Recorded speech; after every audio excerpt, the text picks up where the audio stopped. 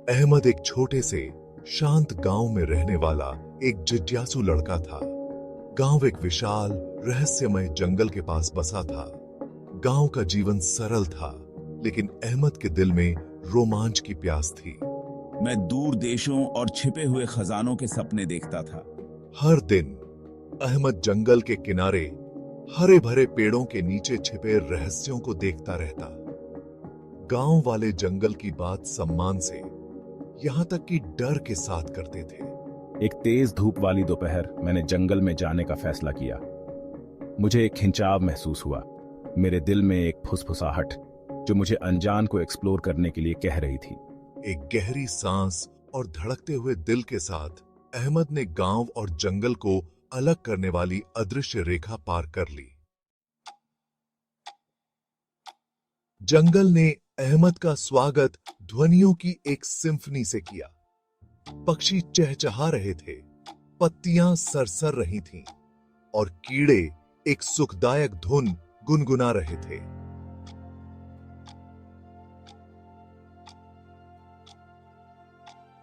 जैसे जैसे मैं आगे बढ़ता गया, गांव की आवाजें धीरे धीरे दूर होती गईं।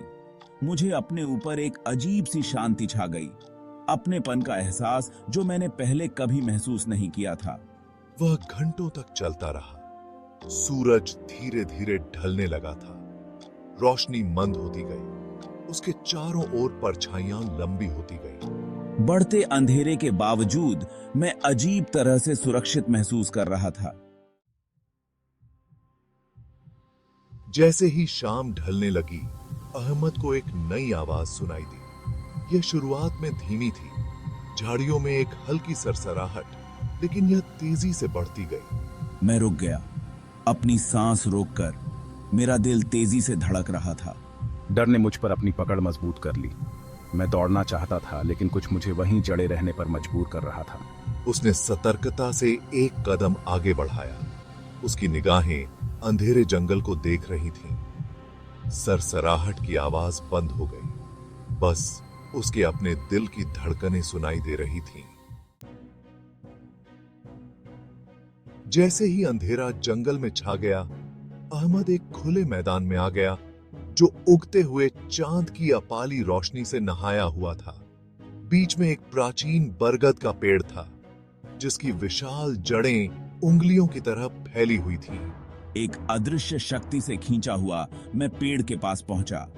मैंने देखा कि जड़ों के एक झुंड के नीचे से धातु की एक चमक झांक रही है। पत्तों और मिट्टी को हटाते हुए मैंने एक छोटा सा अलंकृत लकड़ी का बक्सा निकाला। अरिशाक क्या टीके थे।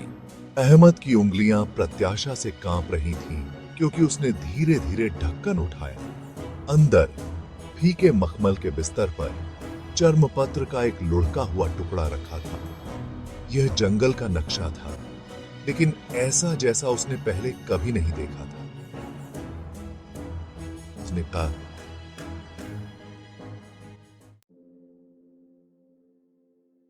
नक्शे को अपने हाथ में कसकर पकड़े हुए अहमद ने महसूस किया कि उसके ऊपर उत्साह की लहर दौड़ गई है। उसने अपनी उंगली से नक्शे पर बनी रेखाओं का पता लगाया, अजीब प्रतीकों को समझा। नक्शा उसे जंगल में और अंदर ले गया, एक घुमावदार रास्ते पर जो गिरे हुए पत्तों के कालीन के नीचे मुश्किल से दिखाई दे रहा था। जैसे ही वह नक्शे का पालन करता गया, पेड़ स्वेच्छा से हटते गए, चांदनी में नहाए हुए छिपे हुए रास्ते प्रकट करते गए। रास्ते में अजीब और सुंदर फूल खिले हुए थे। उनकी पंखुड़ियां एक अलौकिक रोशनी से चमक रही थीं। रास्ता उसे पिछले वाले से भी बड़े मैदान में ले गया, जो चांद की नरम चांदी की रोशनी से नहाया हुआ था। बीच में एक प्राचीन मंदिर के खंडहर खड़े थे। इसकी पत्थर की दीवारें ढह रही थीं, फिर भी राजसी थीं। जैसे ही अहमद ने समाशोधन में कदम रखा, खंडहर मंदिर की परछाइयों से एक व्यक्ति उभरा। यह एक बूढ़ा आदमी था। उसका चेहरा ज्ञान और समय से सना हुआ था। उसकी आंखें दूर के तारों की तरह चमक रही थीं। तुम बहुत दूर आ गए हो युवा साधक, उसने कहा। उसकी आवाज एक धीमी गड़गड़ाहट थी। जंगल ने अपने रहस्य आपके साथ साझा करने चुने हैं। विस्मय से अभिभूत अहमद केवल एक छोटी सी सहमति में सिर हिला सका। यह यात्रा केवल वही खोजने के बारे में नहीं है, बल्कि यह खोजने के बारे में है कि आपके भीतर क्या है। जंगल आपकी हिम्मत की परीक्षा लेता है और आपके दिल की सच्चाई को उजागर करता है। अहमद ने सुना। उसका दिल तेजी से धड़क रहा था, क्योंकि बूढ़े आदमी के शब्द उसके भीतर गूंज रहे थे। भोर की पहली किरण के साथ बूढ़ा आदमी गायब हो गया, अहमद को खंडहर मंदिर के बीचों बीच अकेला छोड़कर।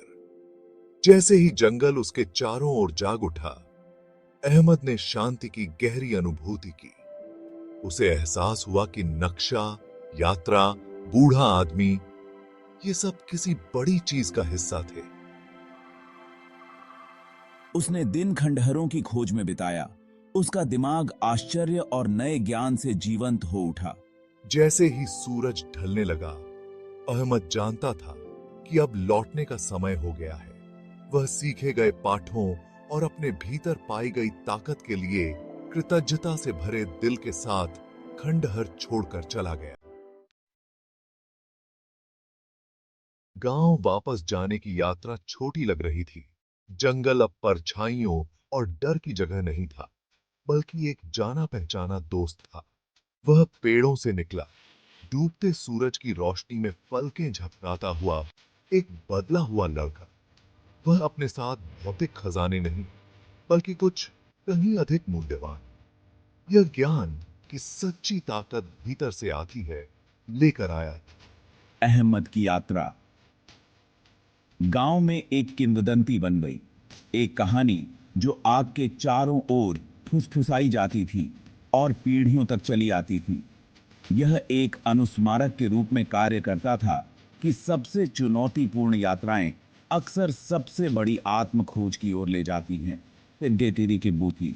अगर आपको अहमद की यात्रा पसंद आई हो, तो रोमांच और आत्मखोज की और कहानियों के लिए लाइक, शेयर और सब्सक्राइब करना न भूलें।